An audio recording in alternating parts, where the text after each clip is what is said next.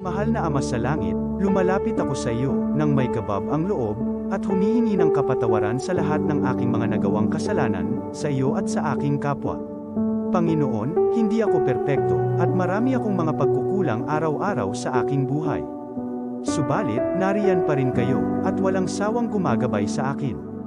Panginoon, maraming salamat sa iyong awa at biyaya. Maraming salamat sa aking kalusugan, sa aking pamilya, sa aking mga kaibigan, sa aking tirahan, sa pagkain sa aking mesa, at sa lahat ng mayroon ako. Panginoon, higit pa sa sapat ang ginawa mo. Mahal na Panginoon, idinadalangin ko din lahat ng aming tagapakinig, viewers, followers, subscribers, at lahat ng tumatangkilik sa BicolNet TV na sana'y makamtan nila ang lahat ng biyayang iyong kaloob, at maliwanagan sa mga impormasyong kanilang matatanggap